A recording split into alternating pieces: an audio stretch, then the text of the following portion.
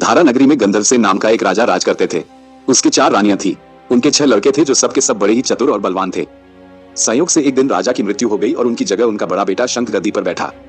उसने कुछ दिन राज किया, लेकिन छोटे भाई विक्रम ने उसे मार डाला और स्वयं राजा बन बैठा।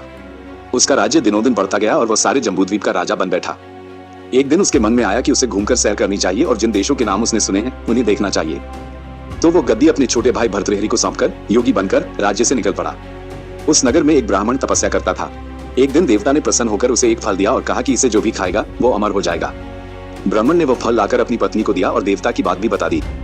ब्राह्मणी बोली, हम अमर होकर क्या करेंगे? हमेशा भीख मांगते रहेंगे, इससे तो मरना ही अच्छा है। तुम इस फल को ले जाकर राजा को दे आओ और बदले में कुछ धन ले आओ।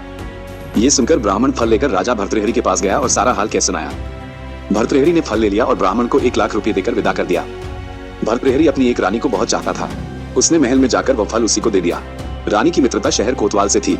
उसने वो फल कोतवाल को दे दिया। कोतवाल एक वेश्या के पास जाया करता था। वो उस फल को उस वेश्या को दे आया। वेश्या ने सोचा कि यह फल तो राजा को खाना चाहिए।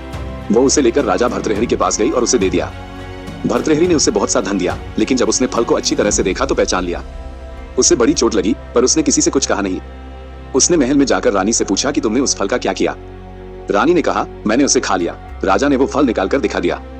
रानी घबरा गई और उसने सारी बात सच सच कह दी। भर्तृहरि ने पता लगाया तो उसे पूरी बात ठीक ठीक मालूम हो गई। वो बहुत दुखी हुआ। उसने सोचा, ये दुनिया मायाजाल है, इसमें अपना कोई नहीं। वो फल लेकर बाहर आया और उसे धुलवाकर स्वयं खा लिया। फिर राजपाट छोड़ योगी का भेष बना जंगल में तपस्या करने चला गया। भर्तृहरि के जंगल में चले जाने से विक्रम की गद्दी सूनी हो गई। जब राजा इंद्र को यह समाचार मिला तो उन्होंने एक देव को धारा नगरी की रखवाली के लिए भेज दिया। वो रात दिन वहीं रहने लगा। भर्तृहरि के राजपाट छोड़कर वन में चले जाने की बात विक्रम को मालूम हुई तो वह लौटकर अपने देश में आया। आधी रात का समय था। जब वो नगर में घुसने लगा तो देव ने उसे रोका। राजा ने कहा, मैं विक्रम हूँ, यह मेरा राज है, तुम रोकने वाले कौन होते? देव बोला, मुझे राजा इंद्र ने इस नगर की चौकसी के लिए भेजा है। तुम सच्चे राजा विक्रम हो तो आओ, पहले मुझसे लड़ो। दोनों में लड़ाई हुई। राजा ने जरा सी देर में देव को पछाड़ दिया। तब देव बोला, हे राजन, तुमने मुझे हरा दिया, मैं तुम्हें जीवन दान देता हूँ। इसके बाद देव ने कहा, राजन, एक नगर और एक नक्षत्र में तुम 3 आदमी पैदा हुए थे। तुमने राजा के घर में जन्म लिया, दूसरे ने तेली के और तीसरे ने कुम्हार के। तुम यहाँ का राज करते हो, तेली पाताल का राज करता था। कुम्हार ने योग साधकर तेली को मारकर शमशान में पिशाच बना सिरस के पेड़ से लटका दिया है।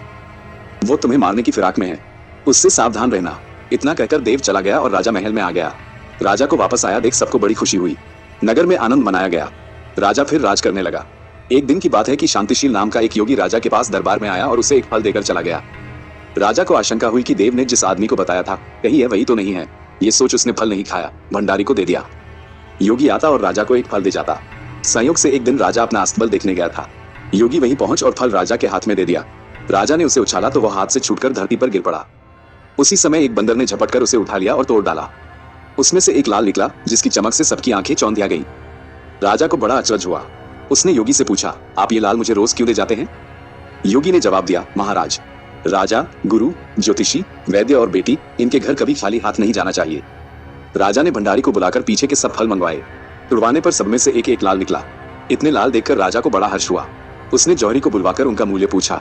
जौहरी बोला, महाराज, ये लाल इतने कीमती हैं कि इनका मोल करोड़ों रुपयों में भी नहीं आंका जा सकता। एक एक लाल एक एक राज्य के बराबर है। ये सुनकर राजा योगी का हाथ पकड़कर गद्दी पर ले गया। बोला, योगीराज, आप सुनी हुई बुरी बातें दूसरों के सामने नहीं कही जाती। राजा उसे अकेले में ले गया।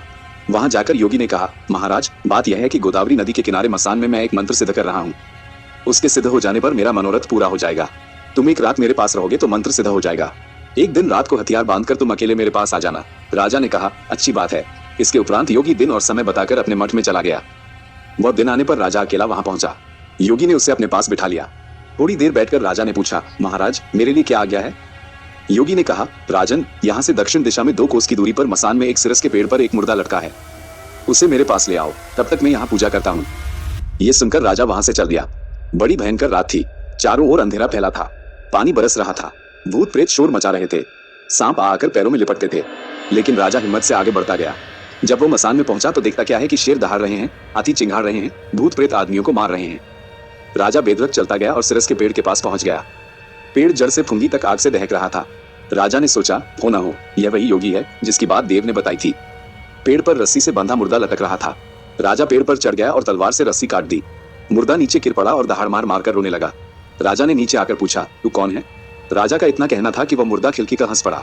राजा को बड़ा अचरज हुआ। तभी वह मुर्दा फिर पेड़ पर जा लटका। राजा फिर चढ़कर ऊपर गया और रस्सी काट मुर्दे का बगल में दबा नीचे आया। बोला, बता तू कौन है? मुर्दा चुप रहा। तब राजा ने उसे एक चादर में बांधा और योगी के पास ले चला। रास्ते में वो मुर्दा बोला, मैं बेताल हूँ। तू कौन है और मुझे कहाँ ले जा रहा है?